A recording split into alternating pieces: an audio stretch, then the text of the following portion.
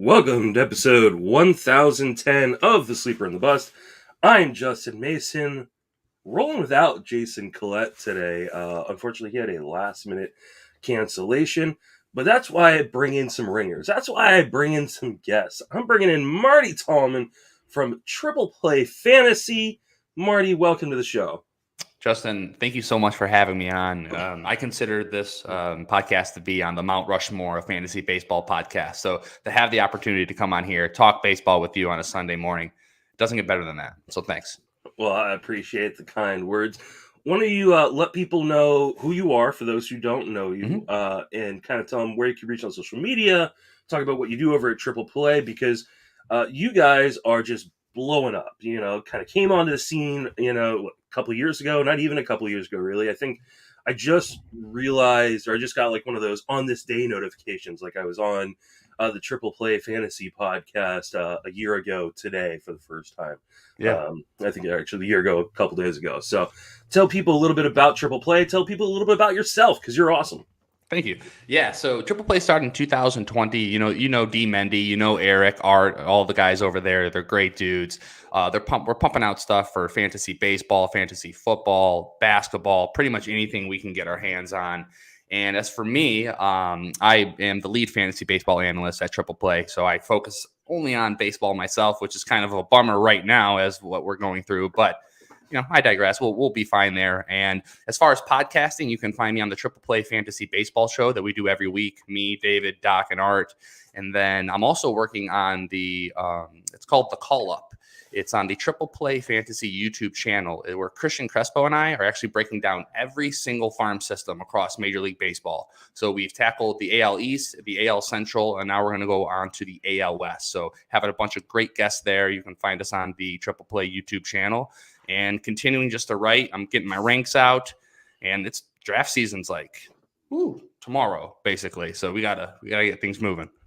Yeah, I mean, right now I'm in drafts. I'm in a draft right now. I just started one. It is the slowest moving slow draft ever. Not ever. It's really slow. It's compounded by the fact that the guy on the 15-16 turn has taken the entire 2 hours every time. Yeah, well, end of round 1 into round 2, and then he timed out in round 3 and 4. Kills me. If I didn't have enough on my plate as it is, having had this dagger in my side, it's going to lead you to an early grave. I would usually be on board with that, but I can't even say anything because we're doing the Battle of the Podcast League, and I think our average time, because all four of us at Triple Play, we're all doing it together. We're in League 2. I think our average time is about an hour and 30 minutes. So we're one of those people. So, yeah. That wouldn't go over well if you're in League 1. We're in League 1, and I think Govier was the guy who's kind of the slowest. And Govier and then Dave McDonald and Jake Hallisker team were pretty slow, but they we roast each other pretty good in that one. Good. And that's all. And and throughout the group chat, everyone's yelling at us every single time. So as long as, you're throwing it back at us, I think it's 100% fine. And speaking of drafting, so tomorrow, the Triple Play the Triple Players Ball starts tomorrow. So that's going to be huge. We have 45 people across 3 leagues. I think you're in it as well. I am. For the Golden Cleats. I was able to kind of sub out one of my leagues for that, so I don't go over my league's cap, because I saw the trophy. That's what I was going to ask. What got you? Yeah, it was the trophy. I saw the trophy and I was like, oh, I want in on this. I have the 11th spot, so it'll be interesting because I haven't liked drafting from the back. So my current league, I'm drafting from 13, and the one that starts tomorrow for Triple Play, you guys, I'm drafting 11. So it's kind of nice because I like these early drafts, and so these cheaper drafts kind of put me out of my comfort zone a little bit. Mm-hmm. Yep. And so getting to draft from a different spot is always a good way to kind of test your theories before you get into the big money drafts. Like, I'm hoping I get an early pick or a middle pick in my big money drafts, but at least your guys' drafts can give me an opportunity to kind of test my mettle at a position I'm not really comfortable with some really good players. Yeah, I'm going to be at I pulled the number 1 pick. So That's easy. Yeah, they'll be nice and easy. I like having the on the turn, being able to build your roster. Obviously, being so far away from the next crop of people coming away, it's hard to kind of foresee what's going to be there. But it's a lot easier, I think, than the middle picks this year. Do you already know who you're taking? I do know who I'm taking. It's going to be Trey Turner. It's going to be Trey Turner. Okay, Trey Turner. Right. It was going to be him or Fernando Tatis. With it only being 45 people in the overall, I feel like I don't need to completely max out. Hey, there we go. Jason, very nice to meet you. Here we go. But, yeah, sorry, I'm late. Hey, we didn't think you were coming, so it's now a surprise. Yeah, it is a surprise. Just like my son letting the dog out the front door. Yeah, so I had to go run and go get her back in. She was running down the sidewalk in the main street. Thankfully, she's not courageous enough to try to cross the road, but she was out there. That's scary. So, yeah. But here we are. And we are streaming this live for everyone. Usually we stream this just for the Patreon people in the Discord. You can sign up for that. We've been streaming every episode since I think the beginning of the year. But I thought it's TGFBI Announcement Sunday. We would share it with the world because that's what today is about. For those of you who've been waiting for the TGFBI announcements and what leagues you are in, that will be coming out later today. So it won't be a live stream, but it will be coming out later today. Yeah, forget the Pro Bowl. Yeah, just come in. Yeah. I don't think anybody cares about the Pro Bowl. I don't even know what time the Pro Bowl's on. Is it on right now? 3-something today. Oh, okay. Yeah. So I could not care less about the Pro Bowl. Yeah, me neither. I gotta rewire some stuff in the kitchen. So that's my afternoon. So today we are talking about some kind of late targets. I'm glad Marty was able to join us. I'm glad Jason was able to show up. And we're going to talk about kind of some late targets. And what I did was I asked for a late target in each category that we're going to talk about for each league, right? So after pick 200 for 10 teamers, after pick 240 for 12 teamers, after pick 300 for 15 teamers. I know not everybody plays 15-team leagues. We tend to focus on deeper leagues. But I wanted some of the shallower leaguers to have some, targets to think about and to research. But first, let's talk about some news, right? We've had a couple signings, which is weird during the lockout, but apparently teams are allowed to sign minor league contracts with players. We also have a rumor. We're going to start with the rumor first. And the rumor yesterday was that the Yankees will take a run at Freddie Freeman once free agency opens back up. This is a little weird. They don't really have an natural opening for him. Then obviously would push Luke Voigt probably to the bench or to another team. They've been rumored to be in on Matt Olson. So Marty, I'll start with you. What are your thoughts on Freddie Freeman potentially wearing pinstripes? I think if you're a Yankees fan, you got to be very excited. And as a Braves fan, you got to be no, Jason, we're not excited. But as a Braves fan, you got to be pretty bummed out. Now, here's my biggest thing, and I'm a Detroit Tigers fan, so the Miguel Cabrera, the second big extension, is something that's been eating us for the last few years, and it's really stopped us from being able to make progress. So from that perspective, I could see maybe why a Yankees fan wouldn't want Freddie Freeman, but from a fantasy perspective, I absolutely love it. Jason? Yeah, it's like that scene in The Office where Michael Scott's like, no. That's me, the Rays fan, reacting to that. But and it would be great for Freeman. Not that he's a pull hitter; he can hit it anywhere in the park. But when I look at it, it doesn't make any sense. It kind of feels like agent speak, like trying to draw up interest. Because let's not forget the Yankees are already over the luxury tax threshold as it stands now. We don't know what it's going to look like once the owners get some maturity and finish this negotiation process. But Yankees are already over and pulling that. And you can say, oh yeah, the Dodgers and the Mets are over too. But the Dodgers over by $9.5 million. Looking at Spot Track, the Mets over by 19.7. The Yankees currently have a luxury tax. They're almost 11.4 over. You add somebody like Freeman, that's going to put you like the Mets. The Mets are like almost $55 million over is where they're at. And that's probably where we're adding a Freeman, if that is the only thing they add this spring, in the sprint that we will have all these transactions. So to me, honestly, it just feels like agent speak, somebody trying to trump enough business. I still think he goes back to Atlanta at the end of the day. Go take a look at that Atlanta projected lineup without him. So I think he goes back there. I mean, he's got all that. He's got that nice place in Georgia. I can't imagine living in the South your whole life and saying, I'm going to go live in New York for 6 months a year. I can only take it 3 days at a time. I can't imagine having to live up there. No offense to any of the listeners, but as somebody who's been in the South his entire life, I seriously, by day 4 when I'm in New York, I am done. I need to get out. Alienate all our New York listeners. Thanks. I tend to agree with Jason. This seems like such a weird fit. I mean, but so did the Matt Olson rumors, and those have been really, really prevalent. They don't really need to add a power hitting first baseman. What they need to add is pitching, right? So I think if they're going to allocate assets, you would think that they would do that. I would be interested to see what they would do with Luke Voit if they were to add a Matt Olson or a Freddie Freeman. It would clearly put him on the outside looking in. You have to wonder if he gets traded as a result of any move like that. But I tend to agree. I think he ends up back in Atlanta. It just feels like the right fit for him. He's the face of that franchise.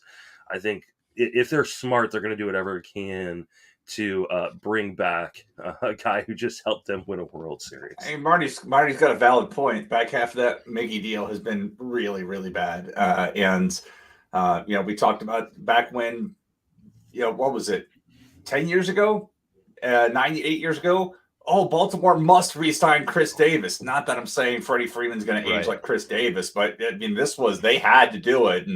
And Boris got the deal done for Davis, and it didn't take long to realize, I think I've made a huge mistake.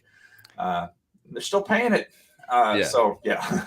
Those legacy contracts, and we've seen they can really, really hurt you in the long term. Yeah. Yeah, I just don't know that Freeman is the kind of guy that's going to age that badly. Right? I didn't think Cabrera would age this badly. I didn't think Pujols would age. Well, no, Pujols body type, you could kind of see it coming. Yeah. Freddie Freeman, stay in shape. Yeah, I think. I mean, obviously, anytime you give a guy a contract into their late 30s, that's not going to age as well as you hope. But I mean, they've profited so much off of his early part of his career that I think they can afford to take that hit. We'll see what happens. Maybe they don't. Maybe they say, listen, we'd love to have you back, but we can't. We don't want year 5 of that contract. So we'll see. Let's move on though to a signing.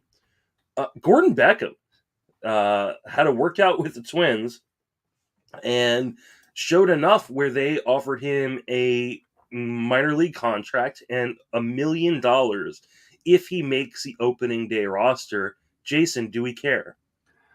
We don't, because a week ago he announced his retirement. On January 27th, he literally on his Twitter account said, I'm out of baseball. And then a week later, he's getting a minor league contract. Listen to your gut. When you say you're done with baseball, you're done with baseball. But kudos for him. If he wants to go down to Fort Myers for a few weeks, try it again. But if he hasn't played in the league in the past 2 years, and here he is trying again. Yeah, good for him. Maybe it's a foot in the door for a coaching gig. But I don't care. I don't. Marty, do you care? The only reason why I care about Gordon Beckham, because I really appreciated his when he tweeted that he's officially announcing his retirement because he wanted to do it the same year as Buster Posey, which I thought was pretty funny. But outside of that, no, I don't care. I'm with you guys there too. One I do kind of care a little bit about is Dan Straley. He signed a minor league contract with the Diamondbacks. I kind of wonder if he had either waited till after the lockout or if there wasn't a lockout, whether he would have gotten a major league deal, because he pitched very, very well over in Korea. Marty, any interest in putting Dan Straley on kind of the end of maybe a deeper league? Potentially like in a DC as maybe one of your last, dart throws. But yeah, going back to the KBO, we might have to start watching this here shortly if they don't start pulling it together. But I'm happy for Straley. We don't really often see that, where you go overseas for a few years, do pretty well, and then get picked up by the Diamondbacks.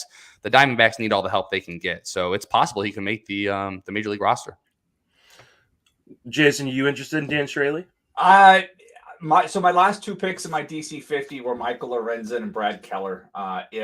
If Straley would have done this before that draft would have run out, I would have thrown my 50th round selection on. That's my interest. Or if I'm in a deep, like I have an NL only keeper league, 40-man rosters, he'll likely end up on that team as well. Because he did. I mean, the shell shock, I know the last time we saw him in the major leagues, he was pitching in Baltimore. And, let's not forget, it's Baltimore. And that was rough. He went over to Korea, worked on some things, has been really cool on Twitter to follow and listen to, and as he's worked through some stuff. So really want to see how this plays out in his return. I mean, if you look at the bat projections, they have a really nice total for him, at least in his 1-loss record. But I'm assuming that's 6 wins, 9 losses. Bingo. I am interested. Problem is, after this signing, you will no longer be able to get him in your 50th round or 48th round of your DC. He's probably going to jump up a good 10 rounds. That being said, he definitely worked on some stuff in Korea, and those who I've talked to who watch a lot of the KBO. I mean, I watched during the 2020 lock or kind of delay too, but outside of that, didn't really. They say he looked pretty good. Now, will that translate? I don't know. I mean, we've seen a few different iterations of Dan Straley, but I mean, if you're talking about your 38th or 39th round pick in a DC, I think it's worth a gamble, especially in Arizona that does not have a ton necessarily in that rotation. And it's a great place to pitch, right? Chase is a really nice location for him. With the humidor, it's nicer. So anything's better in Old Camden. Yeah, exactly. So hopefully that'll, make things a little bit easier for him, keep the ball in the yard a little bit more. So I'm rooting for him, and I'm going to try to get him on a team before the end of this season, just to have, an extra little rooting, a reason to root for him. All right, let's. That's all the news. There are no other signings. It's a lockout. Hopefully we'll get some news if things start to progress at some point in the CBA, but at this point, I don't want to make anybody any more down than they already are. Let's talk about some late. You do. I'm gonna bring a mediator in here. Sorry. I would reject that because I bring enough to the show already that's fair for everyone. So there's no need for a mediator. But you pro owner. Yeah, you like that? No, that's what the player said. The player said we don't need a mediator. That is true. But I'm definitely not pro owners. Yes. No way. Somebody, was it Dave Laurel that put out a survey like which side do you want? I think it was 95-5 players. Yeah. Like yes. And there were people. I retweeted it, and there were people like in my comments who were like, I need to know who these 5% are. Like, who are these 5% that are pro owners? And somebody, I can't remember who it was, if it was Lindsay Adler or someone that, tweeted out, like, this is the first time we've had a real labor negotiation in the age of social media. Yeah, a few people have made that. I think Emma Bacalari made. That's who it was. I think So it's great because I was having that discussion with somebody the other day where previously everything ran through the media and do the writers want to bite the hand that feeds them? So it's and I think we even saw some of that old school with the AP Sports tweet that said, "Oh, with the players rejecting the media." So it's like, no, don't both sides this crap.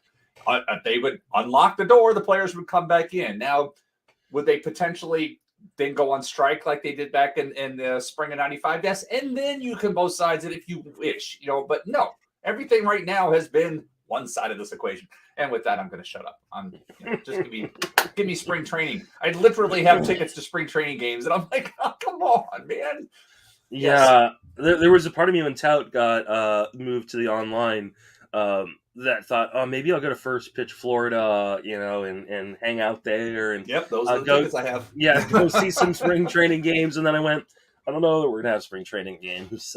So Well, I heard they're going to have the spring training games, but it's going to be all players that are not on the 40-man roster. So, non-roster invitees and minor league players. $37.50 for those tickets, though. Sorry. I hear you. Hey, yeah. I hear you. But, the owners don't care about that. They'll run out whoever they want. So, not what I can go to a minor league game and pay $12 and sit behind home plate to see those same guys next month. Literally the same guys. Arizona Fall League tickets were like $9-10. So but I go to Kannapolis Cannonballer games up here, and I can $15 gets me home plate seats. It's a great place to watch games, and it's the Low Southeast.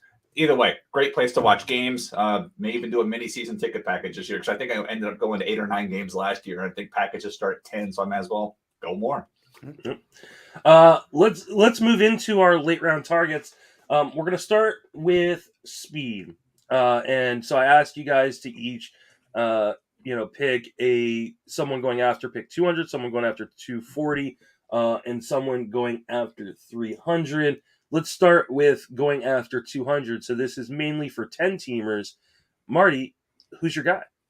Yeah, so, and this is just, I'm going to start off with my overall philosophy of how I want to build catcher. So, and I was thinking this more of like a 15-team, 2-catcher league. So my goal first is to secure one of my top 6 catchers. We know platoons are heavier than ever. ATC projections only have 5 catchers who are projected to reach 500 at bats.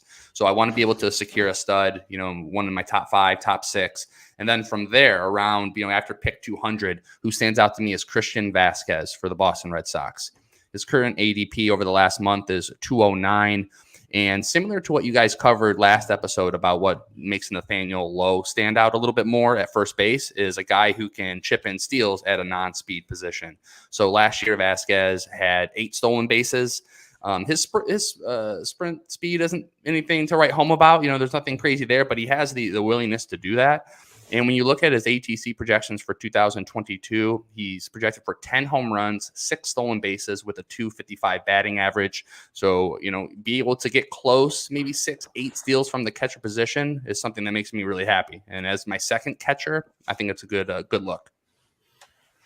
All right, Jason, what about you? Who's a guy going after 200 as a catcher as a speed target? I'd say there are no other catchers after 200 as a speed target. That's it. For me, the obvious one that I put down was Gene Segura, because he is just outside the 200. I think he's like 205, 209 range. And he's projected to hit leadoff for the Phillies. I mean, it's kind of puzzling. I think we made the same kind of conversation with, and hopefully I'm not stealing your answer for deeper, but Tony Kemp, we made the same kind of argument for him. Projected hit leadoff, has speed, should have opportunities, and is outside the 200. When you look at what Segura's done over the course of his career with the ability to hit leadoff, where he's had some seasons with some volume in play, I'm surprised he's currently still outside of 200 over the last 2 weeks. And that was DC 50 leagues. I just pulled, it was like 13 drafts over the last 2 weeks. He's still going outside the 200. I do expect that to change. So if you're drafting this week, you may be part of that change, but I'm just surprised to see a leadoff hitter with his track record of volume and speed, as everybody is talking about how speed is drying up, that he's still going outside the top 200. Yeah, he's a guy who's rising up the ADP right now. I believe I'm going to be writing him up later today for my article on the ADP market report for tomorrow. So he's definitely going to be rising and probably continue to rise. My guy's Nikki Lopez. All Nikki Lopez did last year were hit singles and steal bases. Had a good average, stole a bunch of bases. And people are, for some reason, ignoring it. Miles Straw is getting pushed up into the top, 150. I've seen him go around pick 110, 120, but everybody just is ignoring Nikki Lopez as if he's going to lose his job at some point. They've already said that Witt will likely play third base. They've already said that Mondesi is probably not going to be a full-time player. Nikki Lopez, makes a ton of contact inside of the zone. I think what he did last season is pretty legitimate, and to get a guy going after pick 200 that could potentially steal you 25 to 30 bases at the shortstop position, I think has value. I think people I understand people not wanting to roster powerless players, but to steal the old 06010 saying, the hate has gone a little bit too far on Nikki Lopez. So I'll give you a hate story on Nikki Lopez last year. Everybody has one. Everybody has one. So I think in 2020, I included him as bold prediction as somebody that was going to do something, didn't do anything. And I vividly remember making jokes in the chat room, because we weren't at Tout Wars. We were in the chat room or something, but making jokes like middle infielders drying up. My line of my do not cross line is Nikki Lopez. That's what I'm trying to avoid. And so I remember buying somebody else because like Nikki Lopez was like, no, I'm not, because I think I had him the year before. And I'm just like, no, he hasn't shown enough. If he hits, he's going to hit ninth, whatever. And then he comes out and does this. I believe he was on Rick and Glenn's roster. Shocker, they won the league. So I think that's where it goes. But yeah, the Nikki Lopez hate with me was very real last year because he had literally showed absolutely nothing. And then here he comes out and does what he's doing, what he did last year. And now you look at the projections, they have him hitting second in the lineup behind, 2-hit Witt. So he's going to have 2 opportunities to drive in runs every game if he's hitting behind 2-hit Witt every day. But I feel you on that. I had Nikki Lopez when he first came up, and I had really good. I was expecting him to hit the ground running, and we got absolutely nothing from him. So last year, I completely avoided him, and I missed out on all those stolen bases at a middle infield position. It's pretty good. You can't do much better than that, even if he is only going to get you 5, 6, 7 home runs. If he stays with the 300 batting average, get you the 25, 30 plus steals, and as you know, the Royals are going to run. Like they're fully committed to that, and they have no problem with doing it. So yeah, I like it at that ADP. All right, I was gonna pick someone, and then I looked down the sheet and saw that Jason had picked him for after 240. So I'll let Jason start on this one. Talk to me about Andres Gimenez. Well, I took him because Marty took my answer. I was going to put Tommy Pham. So I go on the sheet. I'm like, oops, never mind. And so with Gimenez, it's somebody who had. He's displayed his ability to run throughout his minor league career, even in his major league career. What he hasn't done is displayed his ability to hit at the major league. Didn't we just say this about Nikki Lopez? And honestly, this is the reason why I like in on here, because Nikki Lopez showed the ability to run in the minors, didn't hit in the majors. Then when he had the opportunity, did both. And Gimenez was part of that Lindor trade package. The Cleveland wanted him along with Ahmed Rosario, so like they were going for that duo. So for me, when I'm seeing this down here, and I took Gimenez, I'm trying to remember exactly where I ended up taking him. He was one of my early reserve picks in the DC 50. I want to say I took him in the 25th round.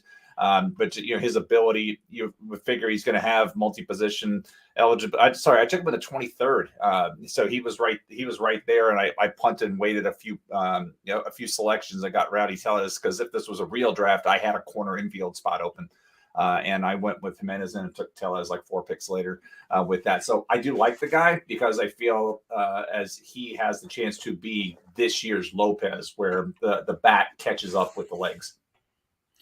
All right, I'm in complete agreement with Gimenez.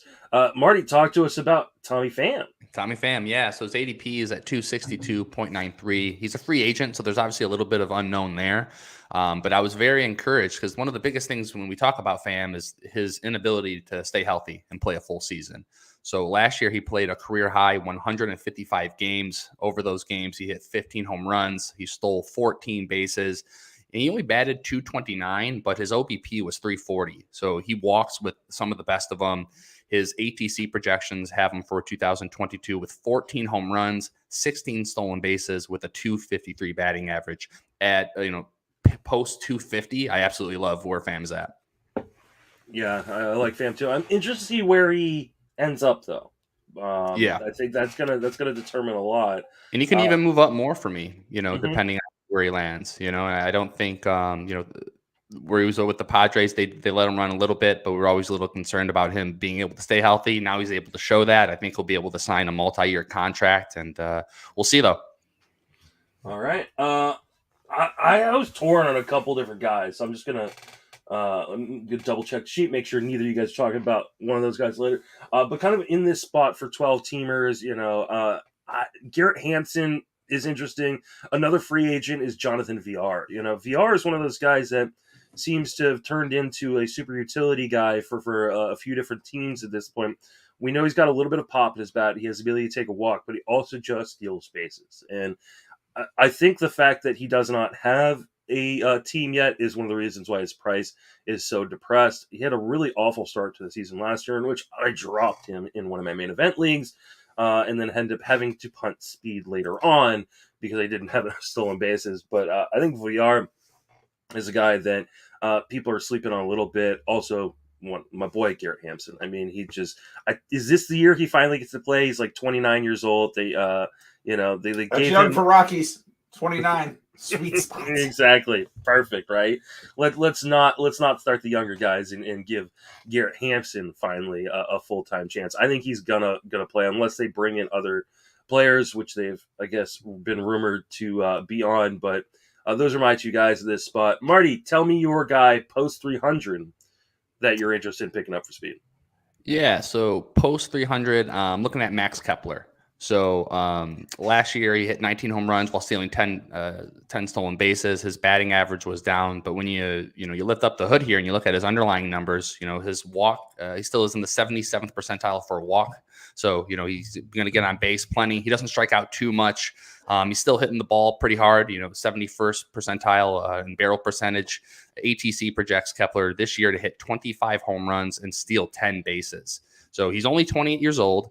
The Twins had just overall a down season for everybody across the board. So where he's at, I think he's giving me tons of upside with speed and still giving you the 25 home runs with 10 stolen bases. I mean, you're not coming around that too often. And like Akil Baddoo and Robbie Grossman and other players that are giving you that or around that, they're going a lot earlier. So I like where Kepler's at. Jason, who's your guy post 300? My guy's a guy who's had one stolen base over the past 2 years, and that's Cesar Hernandez. And I've spoken about him quite a bit this winter, and I'm still on this train. I mean, when you look at him, he's going to hit second in the lineup. He's going to be there. He's going to be there in between Lane Thomas and Juan Soto. My only concern is if he's on first base with one out, he steals second. Juan Soto is going to be on first base like a pitch later. So that would be the only concern I have to see how that plays out. But it's not like Cesar Hernandez is slow. I mean, he has, and sprint speed doesn't tell you everything about it, but he's 90th percentile sprint speed over the past 3 years. And so my belief is that he has only stolen one base in the past 2 years based on philosophy and not because of an inability to run. If we even look back a couple of years ago, he was always in the teens, 15 to 19 stolen bases. Then he went to 9. That was right about the time that Gabe Kapler came in, and then Joe Girardi came in. And so he's been under Joe Girardi, and he's been under Tony La Russa, and he was under an interim manager in Cleveland. Those were his last 3. Now he's going to Davey Martinez, who comes from the Joe Madden coaching tree that I love to run. And that's what the team has done under Martinez. And so I want to see how that applies to Hernandez and his athleticism up there in top of the lineup. Again, if this doesn't come to fruition, it's because they're concerned that Juan Soto is just going to get put on first every time Hernandez steals that base. If they stay in between one another, perhaps Hernandez goes to the leadoff spot where that could be avoided, but we'll see. But it's mind-boggling to me that somebody with that kind of sprint speed has one stolen base. Yeah, I don't know if I buy that one. I don't know they're going to let him run right in front of Juan Soto, especially like you said, if Juan Soto's just going to be walking a lot of the time anyway. He's going to be walking a lot of the times anyhow. Yeah. It doesn't really matter. Yeah, so why if you know you're probably going to get him to second base anyways, why let him run into an out and potentially hurt the team? I just don't know that I don't know that this was the best landing spot for Cesar Hernandez trying to run. Well, really quick, in worst case, he's still going to hit for power, and he's still going to score runs. The stolen base thing, I get it, but where he's going in drafts, I've taken him every time I've been in a draft so far. I just want to ask real quick, for now we were talking about the Nationals, just overall with how their lineup's pretty depleted, of talent. Do you think that hurts Juan Soto in the long run for this year? I made the joke last year when they made the trade. I started calling him king in his court. It's like he's Eddie Feigner. Everybody else sit down. And that's it. It's like you can, if you're sitting there and you're the battery that night, you're like, how are we going to attack this lineup? All right, Lane Thomas will do this. Hernandez will do this. Soto will just pitch around him. Josh Bell will see if he can, see what he can do. And then after that, it's like, and that's really how that rest of that lineup works. And so if you could, get through the top 4, and then you should be able to safely navigate the top 5. But somebody asked me in my draft, like I picked 3rd, and I'm picking 3rd again in some other draft that I have. And somebody asked me why I passed on Juan Soto. That's why I'm passing on Juan Soto. I'm just afraid he is the home run. The good pitches he gets are going to be mistakes. They're not going to be yet. There's no reason to pitch to him. I would much rather take my chances with Josh Bell. Yeah, I know. It's like, again, going through the scenario I had earlier. Let's say Thomas grounds out. Hernandez gets on base.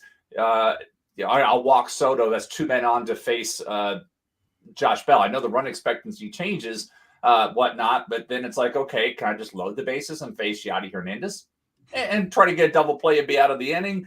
So it really gets some choices, but I would be stunned if Juan Soto doesn't lead the league in walks or pitches out of the zone this year. Yeah, and any time, I mean, let's just say, God forbid he gets, a hamstring injury or something small. There's going to be they're not going to be competing, right? There's going to be no playoffs in the site. So I could just see anything kind of happen. They're just going to shut him down because there's no reason to push him. Yeah. All right. My guy after pick 300 it's pretty easy, right? And Jason, you can hold up the sign. You still have the Bradley Zimmer sign because that's who I'm going with. I wish I did. I'm looking around. I'm like, no, I don't have it. I think Bradley Zimmer, in spite of the fact he may strike out 35% of the time, is going to get an opportunity to play. Plays good defense, and Cleveland just does not have the outfield depth to not give him at least a strong side platoon.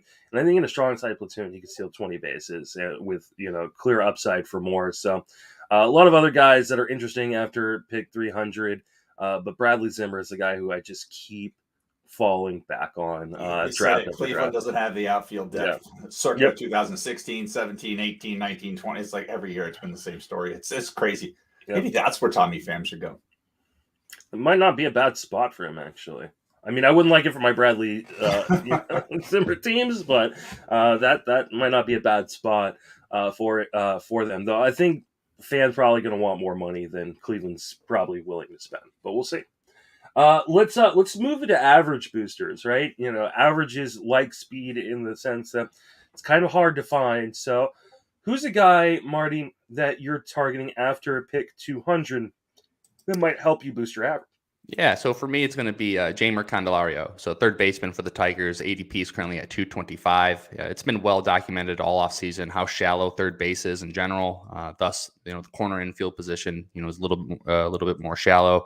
Last year, Candelario batted 271 over 626 plate appearances, and his expecting batting average was in the 83rd percentile.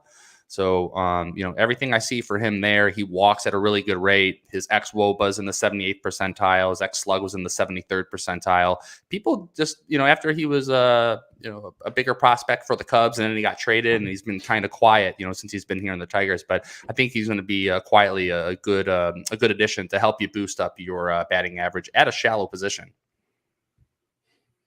Jason, who you got? Yeah, I like the Candelario pick. And let's be real here. Outside the top 200, if a guy's a batting average help, he has flaws somewhere. Mm-hmm. That's just, you have to accept that truism. And it's either an empty batting average or something. But like, to me, the most attractive guy here in that range was Yuli Gurriel, and yeah, he's ancient. I mean, he turns 38 this year. And he does hit the ball a lot on the ground, but he's also hit over 290 in 3 of his past 4 seasons and just won the AL batting crown. And do I expect him to win another AL batting crown? No. Do I expect the aging curve to hit him a little more this year? Yes. But it should be a gradual decline. The way he's able to hit, again, a very high contact hitter, and he's going to have a lot of traffic on the bases in front of him. So not only is he going to help you with the average, as long as he doesn't hit 232 again like he did in 2020, but if you take 2020 out of it, he's been one of the most consistent batting average guys, and he's still hitting in the middle of the lineup with a lot of traffic in front of him. So I do like him again this year. I really loved him last year, but I'm not I'm not fading him because I know the reaction is, okay, his batting average, he was up that way. We got to drop him a little bit, sure, but to me, the hate hasn't gone too far. It's just I believe he's still a value even here. Yeah, I like Yuli Gurriel. He was a guy who was in on last season and made a lot of profit. And for some reason, in spite of making a lot of profit on where he took him last year, he hasn't raised that much in the No. ADP. In that same vein, I was going to take, again, someone who Jason is taking next round, but or for the next round of them. So in the same vein, I'm going to go with Frank Schwindel. And people are going to be like, oh, what he did is fluky. He can't repeat it. Yeah. Do I expect him to hit over 300 again? No, absolutely not. But, I mean, this is a guy with a 91.5% zone contact percentage. The Cubs don't really have anyone else to challenge him for that first base spot. Plus, he'll be adding the DH. I think he's going to play every day. I think they're going to give him opportunity. And, he's not some young prospect. He's an older kind of journeyman, quad A player, but in that Cubs team that's going to be rebuilding and not adding other people, hopefully, I think Schwindel is a nice little bargain, especially if you're looking to boost your batting average after pick 200. Yeah. Jason, go ahead and say our guy, because that's who I was going to go with for this one. So I went with Charlie Blackmon, and because it's just been an observation where it wasn't that long ago that he was much more valued, but I've seen some other people much smarter than me in the past few weeks talking about how they believe that Blackmon's being undervalued on the market. I will tell you, I took him at 1810 in my DC 50, and I did that as part of roster construction because I had taken Bobby Dahlbeck the previous round. As much as I like Bobby Dahlbeck, you got to have insurance for that. And I was planning, and I end up executing, taking Gary Sanchez in the 21st round. So it's like, I need something to help batting average. And as long as Charlie Blackmon is still hitting in Colorado, and I don't expect his contract to be traded, it helps in there. So that's why I ended up targeting him. But again, he's got the history of doing what he can do at home, and the goal is going to be to maximize those opportunities. And with the way we can set lineups, he's going on the road. Okay, I'll take my opportunities somewhere else. But Blackmon's got that track record, and the fact that I can take him, like I said, near the end of the 18th round in a 12-team mixed league. I was happy to have that kind of batting average issue because, again, getting into the flaws of where it is, he has his flaw is his age and the fact that he's got to play on the road. But other than that, he can still produce in volume at home. All right, Marty. I think you got a guy in the same kind of vein right here who I really like as well. So go ahead. Yeah, so it's going to be Michael Brantley. So over the last 8 seasons, Brantley has hit at least 299 in 7 of those seasons. 7 of the last 8, he's batted at least 299. He's what we call a professional hitter. Yeah. He really is. And like in Wedding Crashers where the crazy brother screams, crab cakes and football. That's what Maryland does. When I think of hitting for a good batting average, that's what Brantley does. He is that dude. He's going to be able to, his expected batting average was in 100th percentile. The 100th, but it literally doesn't get better than that. I know he's 34, but he's still, I don't see anything with his profile slowing down as far as being able to, get the bat on the ball, and he still plays on the Astros. Yeah, you can't ask for much more than that. I actually didn't even think about Brantley when we were doing this, kind of looking at this exercise. But I think he's the perfect call for someone like for this. You can't position him. I've watched him hit a bunch. He literally is just like, oh, you're shifting me to the right side. He is so happy. He knows his role is to get on base. That's his role. He knows, run production if the opportunities are there, but he is one of the true guys that will hit the ball wherever it's pitched. Low and away, I'm gonna flail it over that direction. And you have to play him straight up. That's honestly your best chance on slowing him down is playing him straight up. Yep.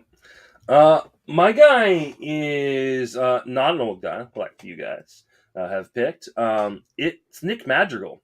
I think we've kind of forgotten a little bit about him. I think there was a video, actually, I haven't even seen it yet, that came out of him hitting yesterday. It looks like he's put on a little bit of weight or put on some muscle and is looking pretty healthy. If he is healthy, he's going to be playing every day for the Chicago Cubs. And this is a guy who has all he's done since getting to the majors and throughout the minor leagues is hit for average. I don't know that there's going to ever be a ton of power there or any power there.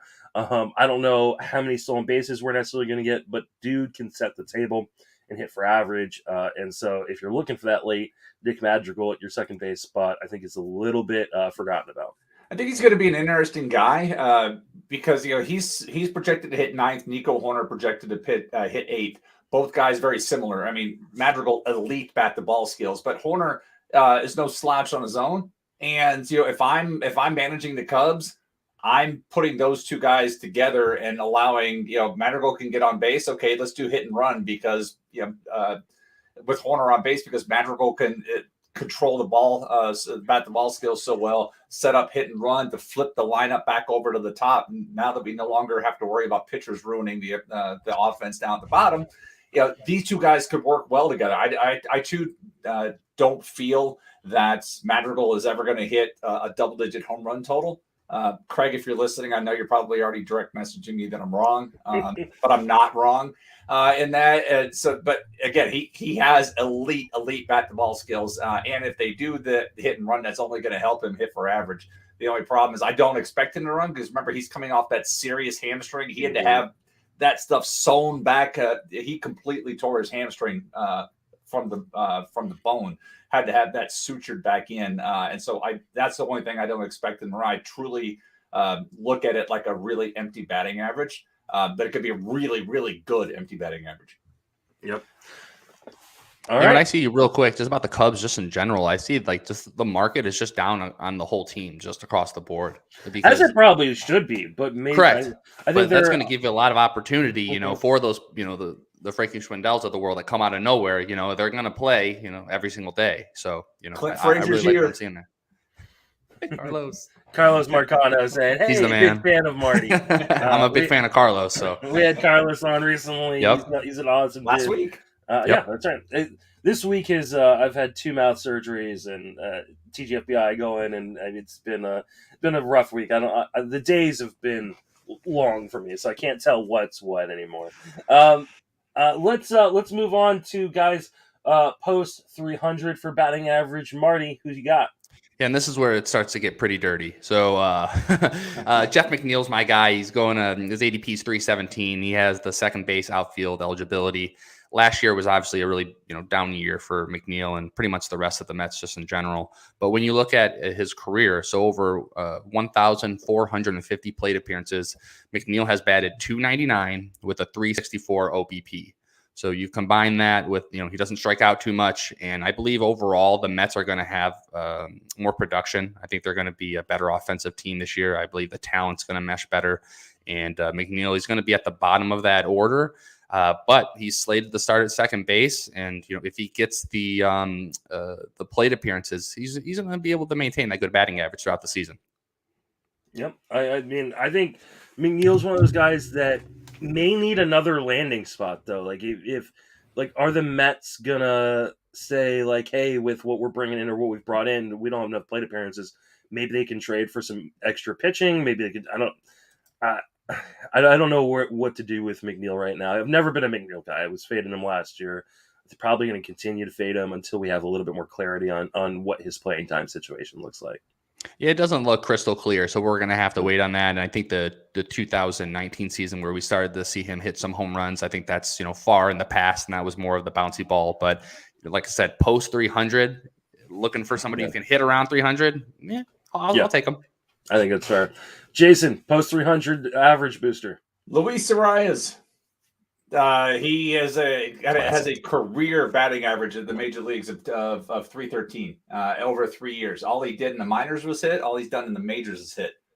Literally, because he's done nothing else. Hasn't hit for power. Hasn't really scored runs. Hasn't stolen any bases. He is the iconic batting average booster. And the fact that he likely right now on paper is supposed to hit leadoff for Minnesota. And so getting back to that same kind of thing where Segura and Kemp and Arias are all set to hit leadoff, and they're going later and later and later. Now, as I'm looking at that lineup, I'm also reminded that Trevor Larnach's hitting 9th in that lineup, and then wondering, man, Tommy Pham's a really good fit for Minnesota. He played in Tampa Bay when Rocco Baldelli was there as a coach. Has a you could see that kind of thing, and then Pham maybe goes to the top, and then Arias goes 9th, and then he loses all that time opportunity to help your batting average.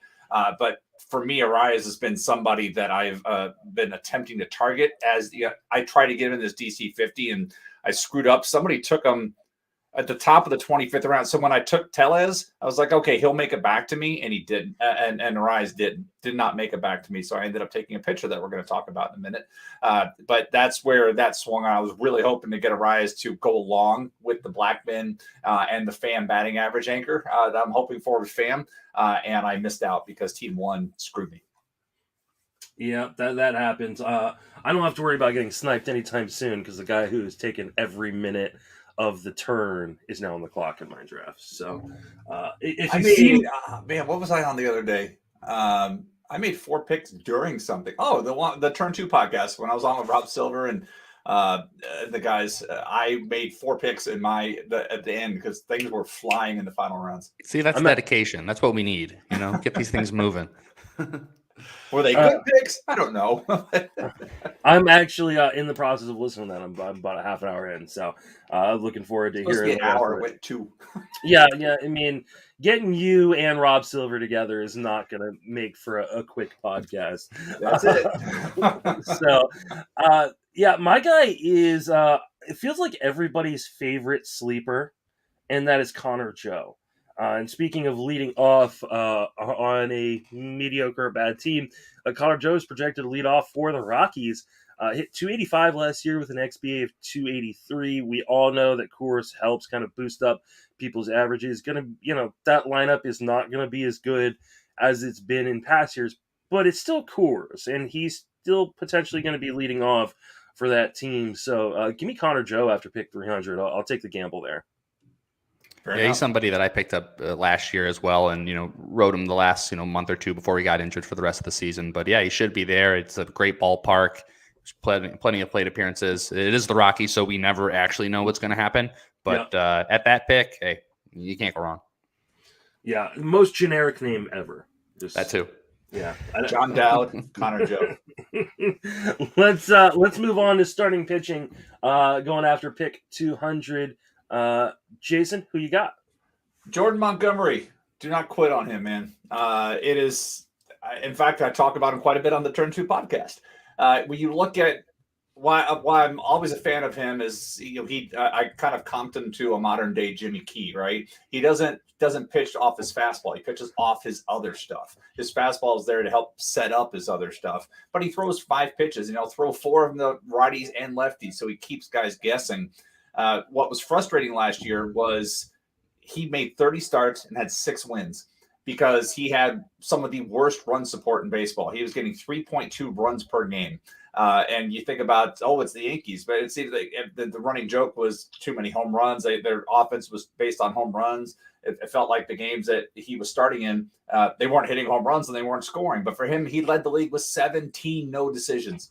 Ridiculous amount. And even over down the stretch, and this was painful for me because I'm trying to pursue two different AL titles and in a mixed one, and he gave up 0 or 1 earned runs in 6 of his last 8 starts. Got 2 wins out of that. 2.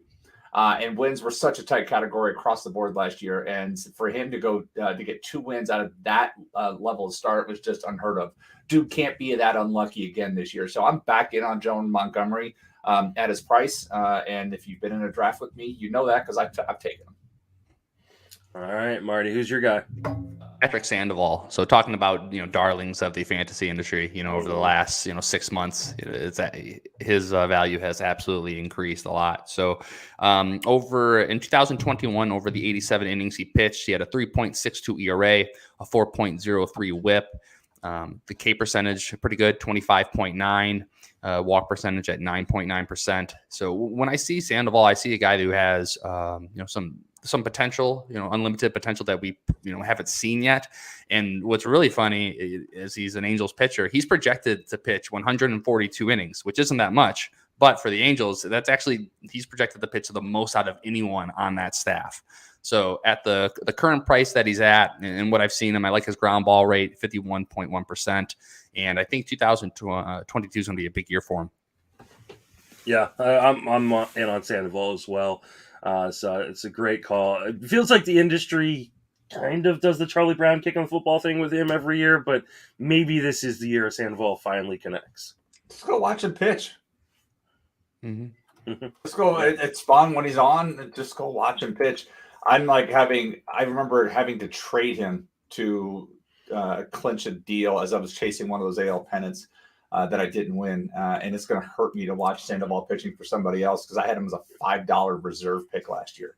And it was fun. And then I flipped him, and I'm trying to remember what I traded him for, but maybe I don't want to look. I would say maybe it's best you just move on. It's going to be like, oh man, I gave him up for what? I know who I gave him to, but I don't remember what I gave up. And that's the pain part. Those kind of trades in keeper leagues stick with you. I remember trading in one of my first years of playing fantasy, trading $1 Chris Sale for a $14 JD Drew. When right after Chris Sale had come up in like September, and be like, okay, I'm gonna get the $14 JD Drew to carry me over, and then having to watch this guy hold $1 Chris Sale for the next 5 years. I traded for a final year Sean Manaea. Oh, brutal. Yeah, so I no longer have Manaea, and he's got and he has flags fly forever, brother. I mean, except the flag didn't fly. Second place flags up. Second place trophies in the bathroom, as we learned from Slider and Top Gun. There's a ton of guys in this spot that I really like. This is one of the things I've been talking about all draft season so far, is just how deep starting pitching goes. The two guys that kind of zeroed in on after pick 200 that wouldn't take away too many options for later on were teammates on my team on the San Francisco Giants, Anthony Descalfani and Alex Wood, both who pitched very, very impressively last year, and both re-signed deals to stay in San Francisco. So I'm very, very excited for both of them. I think on a previous episode I even talked about Alex Wood potentially being the next Robbie Ray. That may have been episode 1000. A guy who has always been good. The issues with him has been health. Looked healthy last year. Showed all the same skills that we've seen from him throughout the years. So big on Alex Wood, but Descalfani, it was fantastic in San Francisco last season. If you kind of pick and choose, I know you can't do this, but if you pick and choose the box scores and you don't use the starts against the Dodgers, you don't use the start in Colorado. Like, he was one of the best pitchers in baseball, and fantasy players may have actually missed a lot of those, right? You may not have wanted to start him against the Dodgers. You may not have wanted to start him in Colorado. He was absolutely fantastic. Otherwise, I think that park kind of hides a lot of Descalfani's flaws. So looking forward to having him on a number of teams again this year. $2 NL only pick last year. There you go, right? All right, let's move after pick 240. Jason, who you got? Oh, who did I pick in this one? I need to remember. I chose the Jesus Lizard. I went with Jesus Luzardo, and because I was impressed. If you have not gone back and watched his final start of the year against the Phillies, go do that. He was working on some process changes once he left Oakland and came to Miami. I think we talked about this 6-7 weeks ago. He's a kid from South Florida. Now he's back home instead of across the country. Miami's done some things to say, hey, you should work on this. And watching that last start last year, you could see when it comes together, it's like, wow, that's impressive. He had 11 strikeouts and 5 1/3 and stuff looked great. But go watch that. But, it was this time last year where the Jesus Lizard was just outside the top 100, and now he's going here. Now, when we first started having the conversation about this guy this winter, he was outside the top 300. So he has moved up over the last 6 to 8 weeks. So now he's outside. The pick 240, but he could have been an outside 300 guy if we had recorded this 2 months ago, because that's where he was. I remember looking at it and saying, "Wow, how the mighty have fallen from one season to the next." All right, Marty, who's your guy? I'm going to stick with my Chicago Cubs theme. So Kyle Hendricks, currently ADP 281. Kyle's only 31 years old. And so we're only a couple of years removed from the 2020 year where his xERA was in the 82nd percentile. His xOBP was in the 93rd percentile. Really good job of limiting hard contact and everything like that. And he's going to eat and pitch a ton of innings. I haven't projected for about 180 innings. I still believe at 31 years old, he's going to be able to do that. And something that you don't see in stats or in the box score or anything like that is that Hendricks wasn't motivated last year. We forget these guys are, athletes. They compete. They want to win, and when you see your whole team get depleted and they take all of your stars and you're left there and there's no expectations for the rest of the season. And their pitching coach actually talked about it. He saw Hendricks just wasn't trying as hard. He wasn't fully engaged. Now that might make you a little scared for this year because the Cubs, spoiler alert, they're not going to be good this year either. But I believe he's going to have a renewed focus. They talked about how he wasn't believing in the pitches that he's thrown for the last few years. So it was just kind of overall just a mess of a season for Hendricks. He's still limiting hard contact. His K rate was the lowest it's been since his rookie year. So I expect that to go up because it was only at 16%. But for where he's at, and again, just have a pitcher who's going to eat a lot of innings, I really like Hendricks at the spot. All right. I don't know if I can do Hendricks again, man. He burned. Paul said the same thing when he was on ours. Yeah, that one just hurt too much.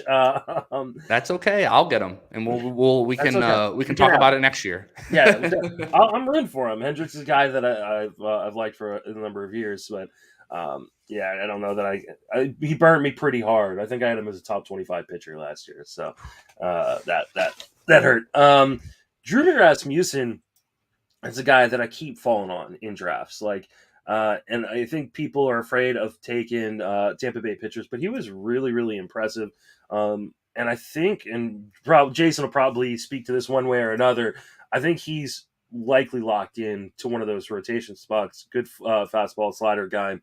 I'd like to see him develop a third pitch, but I was really, really impressed with what I saw, and I think he's kind of overshadowed by the young arms on that team, guys like Boz and McClanahan, and people don't give Rasmussen enough credit for what he did. And I think that Boz might be the one on the outside looking in when it comes to a rotation spot come spring, and not Rasmussen. Jason, you got a rebuttal on that one? No, not much. I've honestly struggled with how to rank Rasmussen this winter, because watching him pitch, I felt like he had more major league value than fantasy value, because you try to look at the numbers and try to say what he does extremely well. Nothing in the surface stats really pops to that point. But what he does really well is attack the strike zone with regularity. It kind of shows up in first pitch strike. It kind of shows up in overall strike rate. But what he does is he uses that riding fastball high, uses the stuff low. He's working north-south in his zone, but he's challenging and attacking and forcing the action with opposing hitters rather than trying to nibble.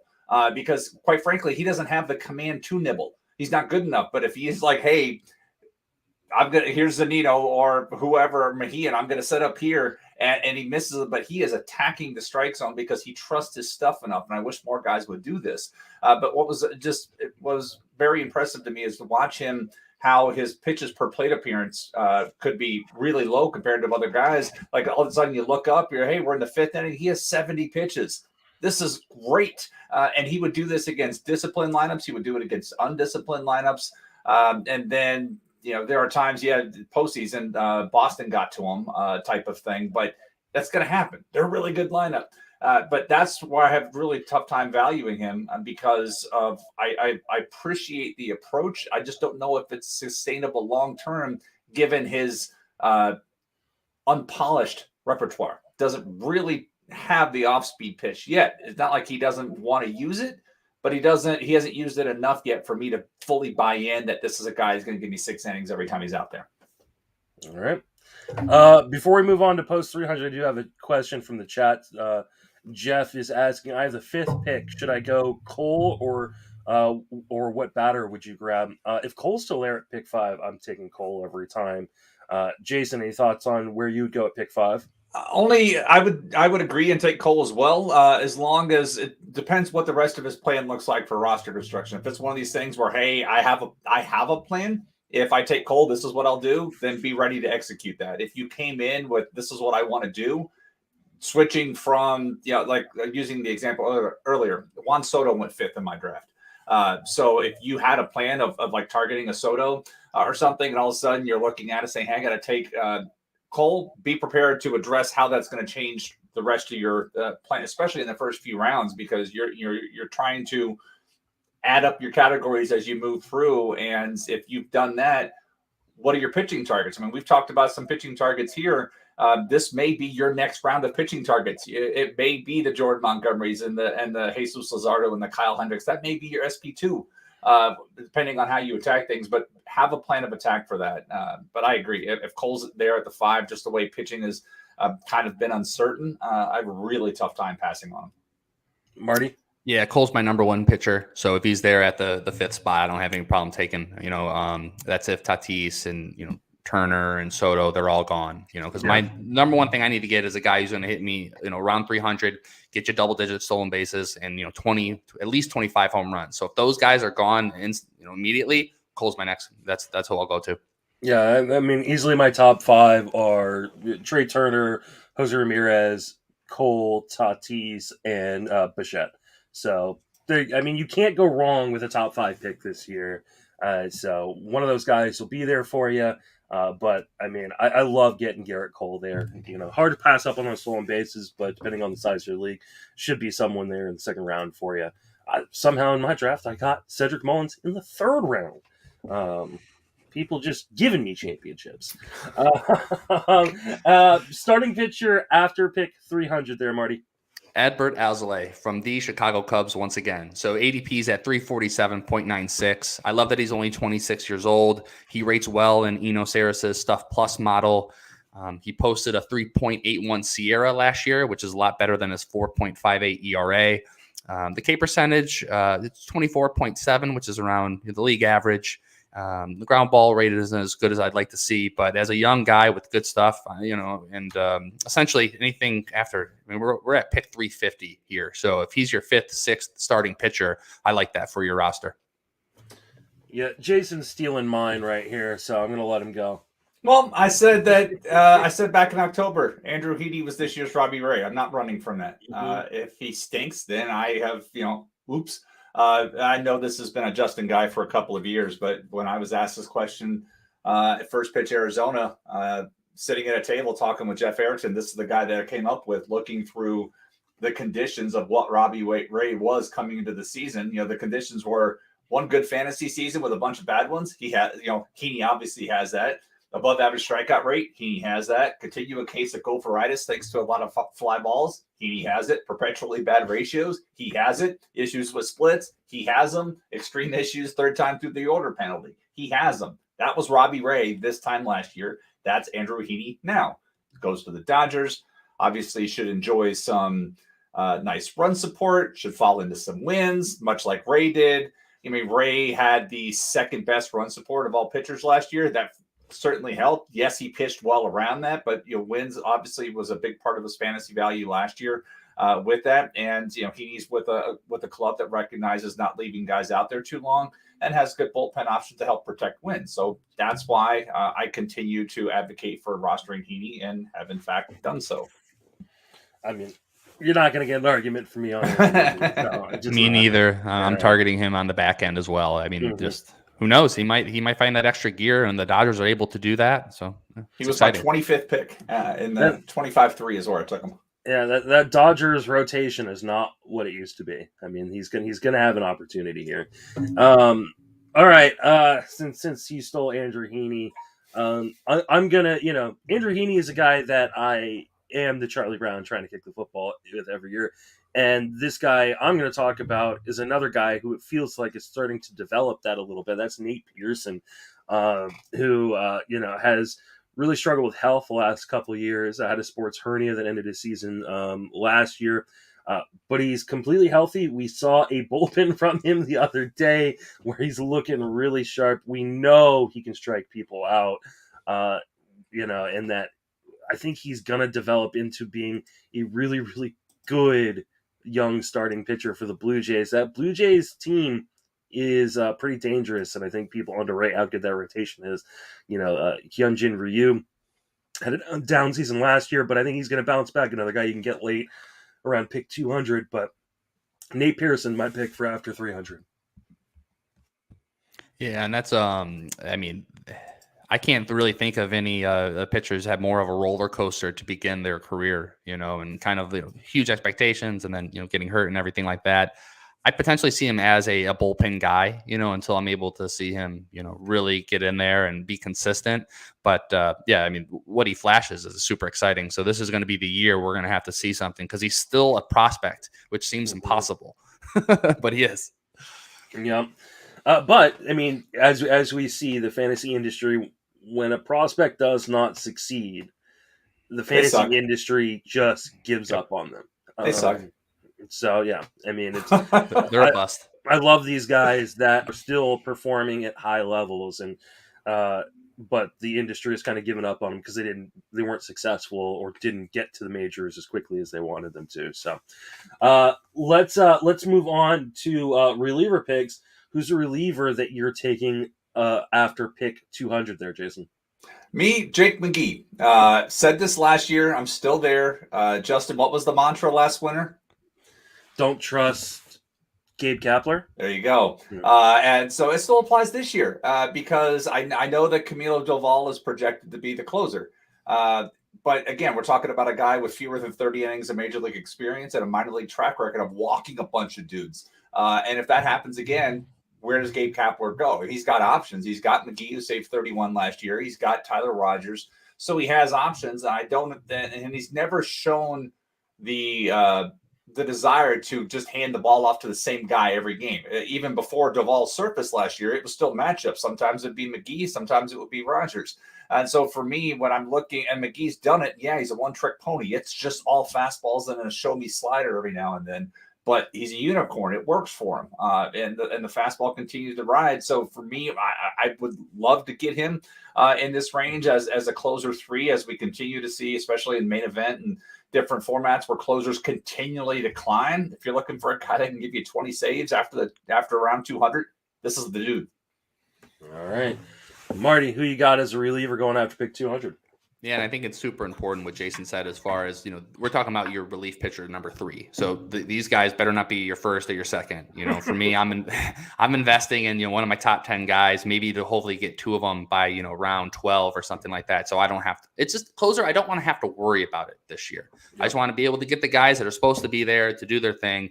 And my favorite reliever after pick 20, it's going to be Gregory Soto for the Tigers, ADP 204.96. The good news is Soto's the unquestioned closer for the Tigers going into 2022. So he has a solid strikeout percentage of 27.5, and he was actually an all-star for the team last year. So they are invested, and that is his role to lose. Now, the biggest concern is that he walks everybody. And that is something you cannot do as a relief pitcher. So I'm hopefully another year under Chris Fetter and the pitching staff for the Tigers can hopefully get him, kind of just calm down, buddy. Throw strikes, nip at the corners, and then go from there. But the biggest thing for me with Soto is that he is the closer. That is going to be his role until he blows it. All right, Jason, who you got? Well, I had McGee. Are we running to round 240? Oh, sorry. That's my bad. Like I said, long day. Let's see. My guy pick 200. I'm going to go Dylan Floro. I know there's some talk that the Marlins could bring in another guy, but I don't know why they would spend their assets that way. I think Floro's proven at the end of the season last year that he could be the guy in Miami and a guy that doesn't cost them a lot of money. Maybe they do go out and get a Jansen or an Ian Kennedy or something like that, but I don't see how that helps them further along their rebuild. I think they should be going in and getting an everyday player or someone like that to kind of help bolster that lineup. So Dylan Floro, I think he's a guy that's a little bit slept on because people don't believe that he's going to be a guy come opening day. Pick 240 there, Jason. Pick 240 for me. I went with who did I go with? Aaron Ashby here. And this really goes to skills, not role.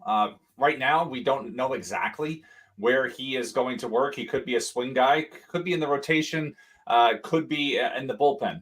If one of these many Josh Hader trade rumors ever come to fruition, then you could look at Ashby taking him. Ashby's got the stuff to contribute today on that major league roster and be effective. And I know you look at his numbers last year, you're like, huh? Using your point about DeSclafani earlier, take away Ashby's first outing, take away his last outing, and then look at the sweetness in the middle. The first and last were just atrocious. But everything else looked great. And so he's able to do that. So for me, with the undefined role, it's why he's here. Like if they turn around and traded Hader as soon as the stupid lockout's over, Ashby's value could jump in a big way, and because the stuff's good. And so for me, that's the guy that I'm targeting here in this range. And I just noticed that I stole Marty's guy of 240. So talk more about Dylan Floro there. Yeah, absolutely. Yeah, I followed the rules here, Justin. You said 240, but no. My favorite thing about Floro is that he's projected for 19 saves with a 3.59 ERA. That's I think you're right that not everyone believes that he's going to be the closer, but as of right now, it looks like he is. He does a great job of limiting hard contact, which is super important as a closer.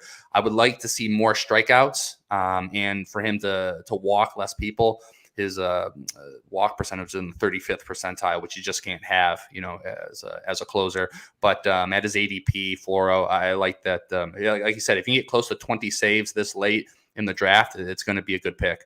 Yeah, absolutely. The other guy I've got picked 240, Lou Trevino. Like the A's are not going to be going out and getting that extra bullpen piece. I don't think this offseason.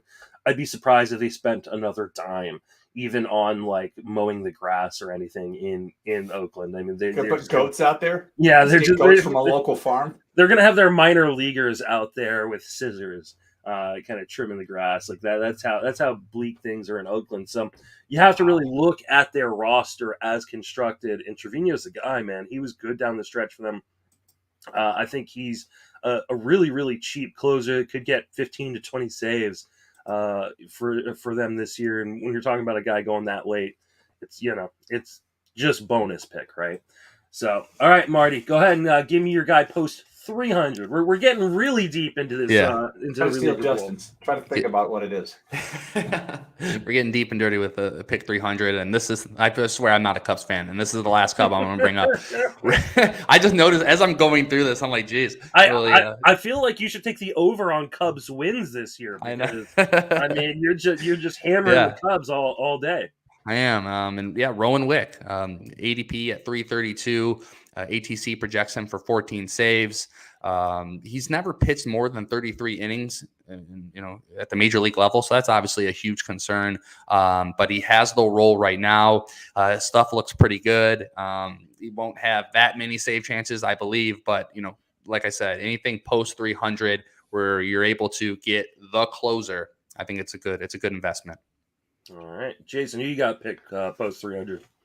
So I don't have a Cub, but I will say don't sleep on Cody. Don't sleep on Cody Hoyer either. But for me, it's Jorge Alcala, and why I like Alcala is because the save situation in Minnesota is not firmly settled, and he really showed me something in the second half of the season when he came out. I mean, he started the year with a fastball slider approach, gave up 9 home runs in the first half. Comes out over the break. Says, I'm going to start throwing a sinker. I'm going to start throwing a changeup, and then became a 4-pitch reliever, and the changeup was good, and he allowed 1 home run the rest of the way. So he became this rather predictable guy that was just throwing hard, had problems with home runs, then said, okay, I'll throw 4 pitches. And all of a sudden, strikeout rate went up, home runs went way down. And so I was very impressed with what I saw from Alcala last year, and he's somebody that, again, I'm targeting and taking. Money where mouth is. I took Alcala in the 31st round.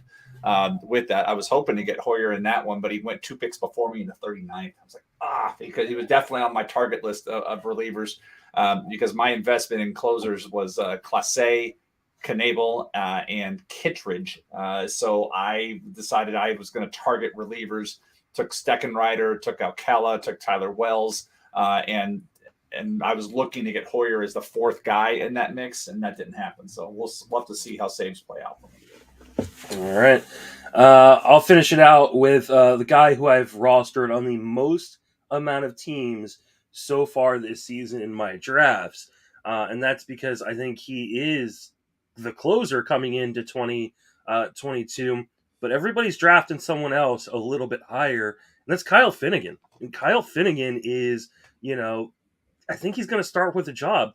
And the reason I think this is because that's what the Nationals do. They go to the guy they ended the season with previously. We saw this after the World Series run when Daniel Hudson was the guy they turned to in the 9th inning in the World Series, and everybody then started drafting Tanner Rainey coming in to the following season. And I'm sitting there going, if they trusted Hudson to win them a World Series, why would they go to Rainey to start the year? They didn't. They went to Hudson. I think the same thing's going to happen here. Kyle Finnegan's the guy who's getting saves for him down the stretch, and it wasn't Tanner Rainey. So why are we drafting Tanner Rainey 20, 30, 40 spots higher than Kyle Finnegan? Yes. Are the skills bad? Yes, skills are bad. But sometimes you just draft the role. And when we're talking about a guy going after pick 300, take the gamble. If you want to pair him up in a DC, fine. But I think Finnegan's going to be the guy to start the year. I'll tell you about bold. I talked about team one of my DC 50 earlier. Kyle Finnegan was his first reliever in round 31. Yeah. Then he went Pierce Johnson in 32. Then he took Cody. He was the guy who took Cody Hoyer from me in 39. Those are his closing options. That's it. Because he spent first 30 rounds on starting pitching and hitting, and a lot of it. So hopefully he can max out his totals there. But it was an interesting every round. I was like, okay, he's got to take one. Oh, he didn't. Oh, he didn't. I'm sorry. No, he took Matt Barnes in the 17th. So Finnegan was his second reliever, but he waited until round 31 to do that. But I agree. I mean, if they just give him the opportunity, saves are saves, and you have to have the kind of staff to absorb the rest of the damage of carrying such a Soto, or Finnegan, types of guys like that. Yeah, don't do what that guy was doing though. Do not do that. Watch, in the draft. he's going to win the league, especially in the draft and hold, because that is. Don't get me wrong. There is, he's got great other stats. Maybe he is kind of hunting, save, and hoping for the best in terms, but especially in the draft, you can't pick guys up. So if those guys end up not being the guy, he's got 0 saves. And there is a reasonable chance that all 4 of those guys do not end up the guy in their respective teams. It's a nice risky. He's also got Varsho and Rutschman as his 2 catchers. I mean, he has I'm going all in on he's the living risk. On the edge. Yeah, he is living out there with Roberto Perez and Luis Torrens as the other options at catcher. But yeah, not bad. He was taking some. It was interesting to see how it was the first DC 50 I've ever, because I've always done either the 150 or online championship. So going to a DC 50, it was a little different. And the nice thing about a DC 50, and for those who don't play NFBCs, so these are 12 team draft and hold. So it's $50, 12 teams, but you still get the 50 rounds, and you don't have to make the in season fab pickups. There is an overall component to these, but it is really, really not worth chasing it. So if you want to punt a category, you can, because there's going to probably be a few thousand of these entries, and the winner wins a main event entry, which is great, but it's not like the huge cash prize you get for winning, draft champions or something like that. And then I think second place gets online championship entry, which is $350. Again, it's not worth chasing. I thought it was something like 400, 100 for winning, but yeah, like you said, it's not nearly what the payout for others. So I've told people. But there was something this year though. I thought I saw something this year where they were, for the first time, I think they were adding, you could get a $350. They were adding some type of. It wasn't a main event entry, but it was, hey, you can get an entry into something else. I thought they added something this year for it. I just wanted to get in and draft something. And so I was looking one morning, oh, they need one more spot. Click, I'm in. And that's how I got in. And I want to see now that, over the next month or so, we're going to start getting into our drafts where there is fab. And I want to ask you guys this before we go. Where do you see the market for relief pitching going once all the fab leagues start? Do you think it's still going to continue where it's do or die, second, third, fourth, fifth round, everyone's taking the Hendrixes, or do you think it's going to kind of calm down? I think it completely depends on the lockout in the CBA. I think it's definitely more drastic than it's been in years past, but this kind of relievers being pushed up early in draft season happens all the time. This is not necessarily uncommon. It's higher than it has been in recent years, but go back and listen to podcasts at this time last year. or this, time in 2020 before things got shut down. And you'll hear people say the exact same things. Oh, reliever prices are crazy. Reliever prices are crazy in November, December. And then it calms down a little bit. The problem is it may not calm down this year because there are going to be so many unsettled situations with the lockout. We don't know where Ian Kennedy is signing. We don't, know where Alex Colomé is signing. We don't know, where Kenley Jansen is signing. Like, these guys that would help kind of settle some of these situations that are unsettled. We don't have any idea where they're ending up. So I think that alone is leading to the prices continue to be inflated. I think once it opens up, we're going to see a little bit of dip as people start going, oh, look, Ian Kennedy signed, in San Diego, and Kenley Jansen signed, in, I don't know, wherever, LA or, whatever. And then we start going, okay, we feel a little bit more comfortable. We can add these 5 teams to the list of teams that have a set closer. Yeah, I would agree. It's really the scarcity of where things are now. Greg Jewett's been doing a good job of tracking where things are moving. I believe, if I'm recalling the tweet correctly, there things had slid down about half a round over the past 2 weeks. Maybe it went up half a round. I forget, but he had the chart showing some movement, and overall things are sliding down a little bit, but not much. But it was getting kind of ridiculous. Where I don't know. I could say ridiculous, I guess, because I remember I'd play in so many auction or things where I can control my path. I don't want to be handcuffed into, it's early in 3rd round. I got to take, if I don't take a closer here, I'm not getting one on the way back. Cause I know I have a AFL Writers League starting. I think that draft starts this week. I'm picking 3rd. So I'm like, I've already picked 3rd. I know what that looks like. And in that example, I got Class A in the 5th round or the 4th round. I forget exactly, but I knew staring at that, if I don't do something here, this is where it could go. And that's obviously not going to change this week. So I may be forced into making the same play again. Who knows? Construct. We'll see how it goes. That one I got Jose Ramirez. Pardon me, Jose Ramirez with third pick. And for folks only on audio, I put a 2 instead of a 3, so it wasn't your radio's not stuttering at you. So we'll see how it all comes together. By the way, the DC 50, the thing I was trying to recall, for the first time ever this year, if you are the overall winner in the DC 50, you do get a 2022 main event entry. Then second place is 2022 solo shot entry. And then there's a RotoWire OC entry for 3rd place overall. So that's how it's listing here. But then I actually just saw it says that for 2nd place you get a 3-pack of OCs. That must be last year. So it must be a 3-pack of OCs and a 1-pack of OCs. So there you go.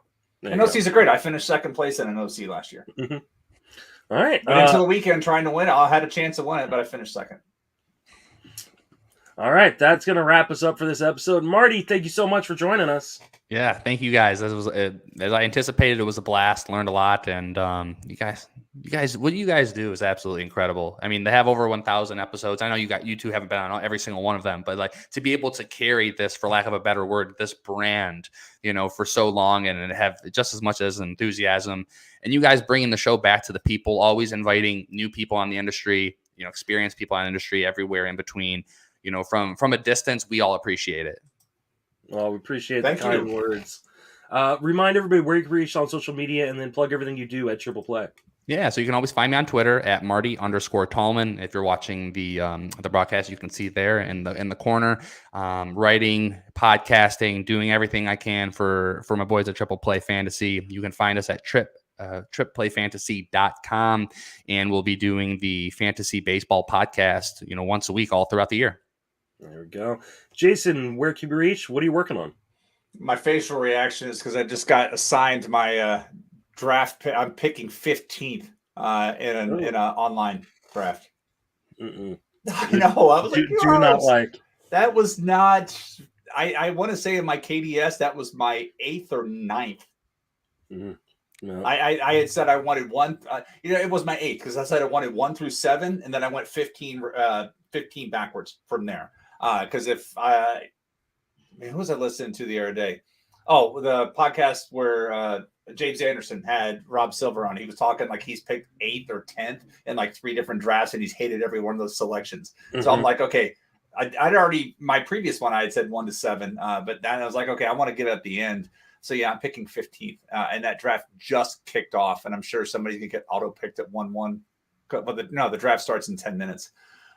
So I have to figure out how I'm going to pick on the wheel. Yuck. I hate picking at the end. I really do. But no, working on trying to wrap up the bold prediction series at RotoWire and the Collette calls. I am currently into the AL West. And if I want to tell you what names I am focusing on for that, if you would like to read for that, I can tell you off the top of my head. I have, let's see, in Houston, it was Alex Bregman on a bounce back. It was Phil Mayton out of the bullpen. In Los Angeles, it is Los Angeles as the hitter. I picked Matt Face because he's going to be a catcher this year, and that's exciting for what, because he was a catcher in college, so it's not like it's new to the role, but he doesn't qualify a catcher. So I took him in the 48th round or something like that. But so I have him. I have Michael Lorenzen as a bounce back for starting pitching. I have Matt Chapman on a bounce back. I have Brent Honeywell in the Oakland bullpen, Cal Raleigh and Robbie Ray in Seattle, and then Willie Calhoun and John Gray in Texas. So that's who I'm writing up in that series before I finally wrap it up with the NL West next week. Nice. You can find me on Twitter at JustinMasonFWFB. You can hear me obviously on this podcast, but also the Friends of Fantasy Benefits podcast and TGFBI podcast. TGFBI announcement is going to be coming out here shortly. So that's what I'm looking forward to. You'll see very, very soon. I think you are going to enjoy your league, Jason. And I think you'll enjoy your league too, Marty. So I must be in with Yancey. Hopefully, I was in the league with Tanner Bell last year. Oh, that's won no it fun. all. So yeah, and I was the guy who drafted Luis Robert in the second round. I dropped him, and guess who picked him up to win it? Tanner Bell. So yeah. Let's see. I'll do a little teaser. How about that? Ooh, I like that. So I will. Marty, you are in League 9. All right. Exciting. I will let you pick a number 1 through 15, and then I will go through and count on my list of League 9 and tell you who that person is. So give me a number 1 through 15. I'm gonna go with I'll go with 15 since that's Jason's what he'll be picking at. So 15. All right, Phil Barrington from the Dynasty Guru. Yep, right? Cool. All right. Cool. And then Jason, I'll do the same for you, and everybody getting to watch this live. So what league number am I in? You are in League 17. 17. So I'm gonna pick a half of 17, 8.5. So round up 9. Okay, so 1, 2, 3, 4, 5, 6, 7, 8, 9. Joe Bond from Fantasy Six Pack is in your league. You'll have to wait for the rest, but those are both real fun leagues. So, alrighty, you guys will enjoy those. That'll be coming out here probably the next hour or so. I'll probably drop that out there. So it's one of the best days of the year. It's a lot of fun. So keep an eye out for that on my Twitter at Justin Mason FWFB or over on my YouTube, which I believe is either Justin Mason FWFB or Justin Mason Fantasy, one of the two, because it is in video format this year. All right, for that, that is going to wrap us up. For Marty, Jason, myself, thank you for listening. Have a fantastic baseball season.